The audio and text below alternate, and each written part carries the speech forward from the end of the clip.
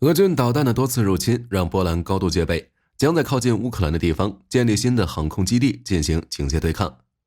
在战场上，乌军使用美制 JLSDB 精确制导炸弹，摧毁了俄军 2S-94走炮。乌特种部队使用德制 MG5 机枪同俄军交战，加上德国新一批对乌军事援助的正式移交，以及在更新的未来援助清单中，根据俄乌战场情况出现了爱国者 Mother 装甲战车等装备。这些均凸显了美国、德国对乌克兰的持续支持。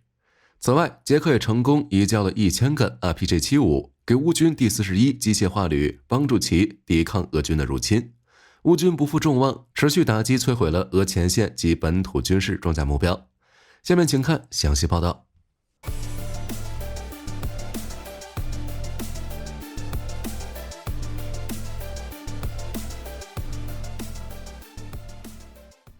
波兰国防部长科西尼亚斯·卡梅斯3月25日宣布，要在卢布林附近的斯维德尼克建立一个永久性的陆军直升机航空基地。知道这是为什么吗？全因为俄军导弹肆无忌惮，几次三番入侵波兰领空，造成安全隐患。尤其是3月24日入侵事件发生后，让波兰彻底下定决心，誓要掐灭俄军嚣张的气焰。美陆军装备 NGSW 武器。3月28日，美国陆军宣布，第101空降师部队成为第一个获得 NGSW 的部队，其包括了 6.8 毫米的 XM7 步枪、XM250 机枪、XM157 火控瞄准具和 XM118 6.8乘以51毫米通用子弹等。目前接收塔吉州坎贝尔堡第一空降师第506步兵团第1营的士兵，正在为4月份的新装备训练 MET 做准备。MQ-28 在澳获新产线。波音公司在澳大利亚的子公司在一份新闻稿中宣布，将在澳大利亚东部昆士兰州图文巴新建9000平方米厂房，用以生产 MQ-28 无人机。这将是该公司在美国以外地区的首个工厂，预计将于2027年投入运营。MQ-28 未来既是澳大利亚皇家空军的重要组成部分，也可能成为美国空军协同作战飞机项目的竞争者。3月24日，俄军一枚针对乌克兰目标的导弹直接飞入波兰卢布林省奥瑟多夫镇附近的波兰领空，并短暂停留了39秒。隔天，随着更多细节的流露，波兰军方认为这次入侵领空事件很可能是俄方蓄意行为。一是因为武装部总参谋长库库拉证明到，俄军 KH-101 巡航导弹是在入侵波兰领空2公里后才转向乌克兰。由于俄导弹精确度相对较低，不排除涉事导弹已把飞入波兰领空变入城市，当然也可能只是偏离巡航轨道。另一个原因则是，自俄罗斯入侵乌克兰开始，波兰就一直积极帮助乌克兰，如外交上支持和游说其他国家支持乌克兰，军事上也是积极援助，移交坦克、装甲车等武器。据悉，如今波兰已经提供了价值近30亿美元的援助，同时促进了其他国家向乌克兰的装备转让，以及开始与乌克兰实体企业进行联合生产弹药。这样的帮助对乌克兰无疑是巨大的，但对俄军而言就是眼里的一根刺。因此，俄军导弹有这样的违规行为也就不奇怪了。估计是想警告波兰不要太过分，而且波兰当天就传召俄罗斯大使安德烈耶夫，要求做出解释。但这位俄大使直接以没有证据拒绝了会面要求，摆出一副没证据不承认的态度。至于波兰为什么没有选择将该导弹击落，波兰事后称不想造成更复杂情况。火力军感觉意有所指，估计是担心俄军采取某些更激进且不受欢迎的行动。3月24日的事件并非个例，2023年12月29日就有一枚俄导弹在同一地区侵犯了波兰领空，展示了俄军在波兰边境附近的挑衅行动模式。目前，波兰已向北约盟国通报俄军这一违规行为，又宣布建立新的航空基地，旨在扩大俄罗斯外交压力的同时，增加自身的防御力量，以此来减少未来的领空侵犯。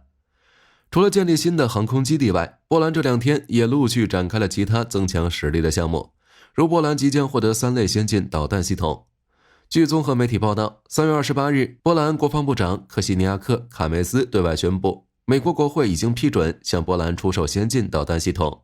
这批军援协议是3月中旬时，波兰总统杜达和总理图斯克在访问美国期间达成的。3类先进导弹系统指的是 AGM-158B、AM-128C 以及 AM-9X Block 2型导弹， 3类导弹共计近1800枚，总金额高达 36.89 亿美元。此外，波兰还和韩国达成合作，计划在波兰境内生产500辆 K2PL 坦克。看样子，波兰是想成为韩国坦克在欧洲生产的中心枢纽，以此来让波兰军工厂从欧洲坦克市场里分一杯羹，进而促进波兰经济和军工业的发展。目前，波兰和韩国之间的合作还包括有生产155毫米弹药、K9雷霆等项目。这些均凸显了两国军事合作的深度，同时也表达了波兰对增强自身实力的渴望。因为从俄军入侵乌克兰以来，波兰就通过各种方法渠道来不断加强其军事能力，如计划增加到 GDP 3%至 5% 的国防开支，从美国和韩国购买数百辆坦克、防空系统、战机、弹药，以及寻求在2035年前将部队人数扩编至30万，并建立6大装甲师的目标等等。总之，波兰建立新航空基地，既是对俄导弹肆意入侵的抗议，亦是提升自身实力，提防未来可能的俄军大入侵。在战场上，乌军使用美制 GLSDB 精确制导炸弹，成功摧毁了俄军的249战车。同时，乌特种部队也在使用德制的 MG5 机枪同俄军交战。俄军 VIP 逃生车，乌军发布了用 FPV 击毁俄军拉多加 Ladga 装甲车的视频。当时，乌第63、第60以及第93机械化旅一起在顿涅茨克州的莱曼附近与俄军战斗。据悉，拉多加是冷战期间专为在核生化战争条件下提供药源运输服务而研制的。在切尔诺贝利事故中，苏军317号拉多加曾深入事故核心区观察现场，据称是当时唯一深入危险区域，但保护人员没有遭到任何辐射伤害的车辆，而如今却成了 FPV 的攻击目标。美哨兵推迟2年试射，在近期通过的2025年美国防授权法案中已经确认，哨兵洲际弹道导弹的首次试射将推迟到2026年进行。为此，诺斯洛普·格鲁曼表示，这是因为美国空军更改设计导致成本大幅增加所致。根据目前的估计，该项目需要1310亿美元的资金。巴西获第3艘 Riachuelo 级潜艇。3月27日，法国总统马克龙和巴西总理卢拉一起出席了巴西海军第3艘 Riachuelo 级潜艇托内莱罗 Tonelero 号的下水仪式。托内莱罗号潜艇仿造法国鱿鱼级潜艇建造，配备4台柴油发动机和1台电动机，自主续航时间超过70天，可到达深度超过250米。新潜艇配备了现代化导弹、鱼雷和传感器。3月26日，乌克兰空中侦察部队上传了一段视频，该视频展示了乌军使用美制的 GLSDB 精确制导炸弹，在扎波罗热地区成功击毁了俄军249火炮。关于乌军使用的 GLSDB 精确制导炸弹，今年1月30日，据相关消息人士透露，第一批 GLSDB 炸弹已交付给乌克兰。2月14日得到确认，首次实战的报道也是从今年2月中旬开始的。截止到目前，乌军近期一直在使用 GLSDB 弹药打击备战领土上的俄军事基础设施和军事目标。该炸弹由波音公司和萨博集团联合开发，是 M26 火箭与滑翔 GBU-39 小直径炸弹相结合的产物，能提供更高的精度以及长达150公里的扩展射程。任何与 MLRS LAN-UNCH POD 容器相容的发射器都可以部署 GLSDB， 如 M270、海马斯、K239 等等，这些增加了战场上部队的灵活性和有效性。此外， GLSDB 还可针对不同的爆炸模式进行编程，从而最大程度地提高对强化或移动目标的伤害。乌军使用 GLSDB 弹药，标志着他们对俄军的打击能力已经来到了另一层高度。这种先进的弹药在射程和精度方面具有相当大的优势，可使乌军能够摧毁俄军更加纵深的战略目标，如精准打击俄军关键基础设施、指挥控中心乃至俄军的集结地等。乌军若是拥有充足的 GLSDB 弹药，将有效削弱俄军部队的地面作战能力和士气，且不会遭到俄军的反扑。此外，相比 M270 和海马斯超过100万美元的 ATACMS 弹药， GLSDB 的单价估计仅为4万美元，更具性价比。今后俄军的后方恐将沦陷。3月28日 X 平台等媒体上传出来一组乌军士兵使用 MG5 机枪的新图片，正式确认德国已向乌克兰特种部队交付了100支此类武器。由于其性能过分优秀，因此后期改型接连不断。只为适应现代战争需求。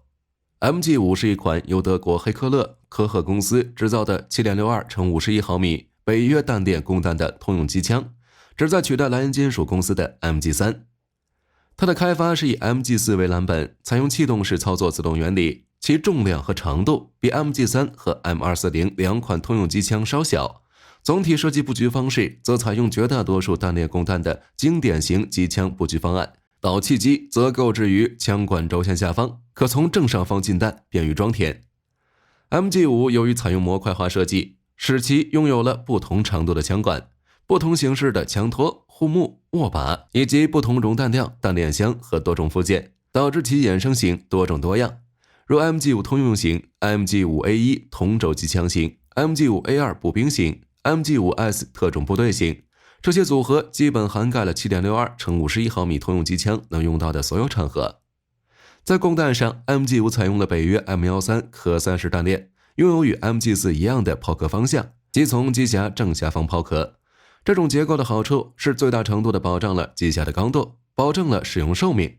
当然，这样设计的另一个原因是德国步兵的机械化程度非常高，基本全是车载步兵，因此向下抛壳可最大程度避免弹壳在车内反弹干扰到其他成员，是最适宜的在局内射击的方式。只不过这种结构最大的缺陷在于抛壳口会占用弹箱接口的最佳位置。果然，德国搞出了导壳板，但因结构复杂，不可避免地影响了设计操作。值得肯定的是，无论是美制的 GLSDB 还是德制的 MG5 机枪，均凸显了美德两国对乌的持续支持，表明了对乌军有效使用这些先进武器保卫国家的能力的信任。在 MG5 机枪被曝光的当天，德国对乌克兰的新一批军事援助已正式开始移交。据悉，在新一批援助中，乌军将从德国库存中获得 1.8 万发155毫米弹药、豹 2A6 坦克的弹药，以及14架10辆侦察无人机和30架 RQ-35 海德伦侦察无人机。值得注意的是，此次援助还十分注重辅助装备的援助。从图中我们能看到，德国移交的车辆类型有维修车、指挥车、排雷车、架桥车、油罐车等等，甚至在该援助计划中还提到了卫星通信监视系统。此外，在德国更新的未来计划援乌清单还根据战场需求出现了乌克兰急需的爱国者防空系统的导弹，以及20辆黄鼠狼步兵战车等设备。除了德国外，近期另一个援乌大国则是捷克，其总统彼得·帕维尔从2月17日在欧盟峰会上提出为乌克兰寻找80万枚炮弹，仅仅不到1个月，事情就办成了。再加上之后又宣布了70万，捷克直接为乌克兰找来了150万枚炮弹。据悉，采用150枚炮弹需要约30亿欧元，目前已有20国筹了18亿欧元为乌克兰采购了100万枚炮弹，而且首批交货时间也将提前。几周前，捷克的国家安全顾问托马斯·博哈尔宣布首批货物将于6月开始，但现在订单正在加速，预计4月份首批炮弹将到货。有小道消息传出，本次炮弹可能来源于韩国、土耳其、南非等国，类型也将十分复杂，既有北约制式炮弹，也有少量苏式炮弹。后续进展，火力军也会持续关注。捷克除了帮助乌克兰购买炮弹外，其国内开展的给普京礼物社会活动，近期又向乌军第41机械化旅交付了1000套 RPG-75 反坦克火箭发射器，总价值约100万欧元，且全由捐款资助。RPG-75 这种肩扛式火箭发射器是捷克对俄制 RPG-18 的致敬，灵感则是来自美国的66毫米 M72 以及其他几种近似武器的设计，是乌军对抗俄军装甲部队的重要补充火力。其发射的高爆反坦克弹头能够穿透约300毫米的杂质军制装甲钢板，在冷战时期也是名列前茅的存在。虽然对现代坦克正面装甲略有不足，但足以威胁到俄军各种步兵战车和主战坦克的侧面及顶部。在射程上， RPG-75 在瞄准静止物体时有效射程可达300米，在移动目标时的有效射程则有200米，能在其打击范围内提供精度和火力的完美融合，使俄军这种规模较小、机动性更强的部队能够对抗和摧毁俄军大规模的装甲编队，对扰乱俄军作战计划、减缓俄军前进速度有着显著效果。值得注意的是，捷克给普京礼物的社会活动宣布了下一个项目，即继续筹集资金，为乌军购买10吨可用于 FPV 无人机攻击用的速性炸药。这一举措凸显了战争性质的演变，以及战场上对无人系统和创新技术的日益依赖，同时也为其他国家民间组织做了榜样。捷克这种筹款活动不仅为乌军提供了切实的军事支持，而且还发出了抵抗侵略和支持民主价值观的强烈信息。捷克这么大力度援助乌克兰，对于自身的防御自然十分看重。3月27日，捷克宣布将大幅度扩充豹式坦克的数量，且在国防委员会上得到确认，将购买76辆豹 2A8 和28辆豹 2A4 主战坦克，预计将在2027到2030年底。据悉，其中一半为自费购买，另外一半则为德国赠送。之所以有一半是赠送的，是因为早在2022年5月，捷克就与德国签署武器交换计划。该计划的核心内容就是前华沙条约国向乌克兰提供苏式武器装备后，就能从德国库存中提取出现代装备，且所有费用均由德国政府全额承担。如2022年12月21日，捷克国防部宣布第一辆豹 2A4 主战坦克到货。截至2023年11月21日，此前承诺的14辆豹 2A4 主战坦克全部交付完毕，且全部服役于捷克第7杜克尔机械化旅第73哈纳基装甲营。到了2024年2月时，捷克通过对乌克兰的支持，希望再次从德国额外获得15辆豹 2A4 坦克，于是展开了新一轮的讨论，并且捷克还表示有兴趣直接购买另外15辆豹 2A4 坦克，展示了其加强军事能力的坚定决心。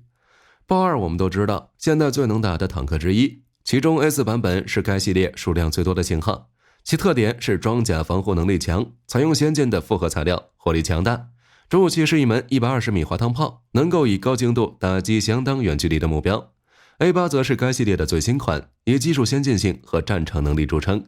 据悉，采用了最新一代的复合装甲和战利品主动防护系统，可在来袭威胁攻击坦克之前将其探测出来，使其失效。主武器则是一门120毫米滑膛炮，穿甲威力是当今坦克最强者，并能发射可编程弹药，对不同目标造成最大打击效果。在动力方面，其由一台功率为1600马力的发动机提供动力，拥有卓越的机动性。因此，对于捷克而言，援助乌克兰换取先进坦克是一笔不会亏的买卖。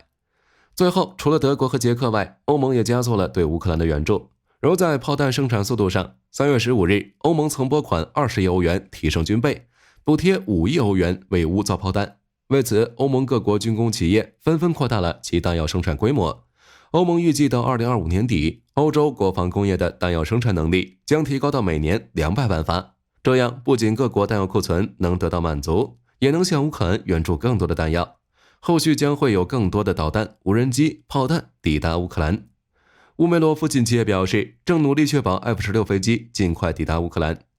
好了，关于波兰建立新航空基地，乌军使用美德武器打击俄军，大家是什么感想？欢迎在评论区留言。我是火力军，下期再见。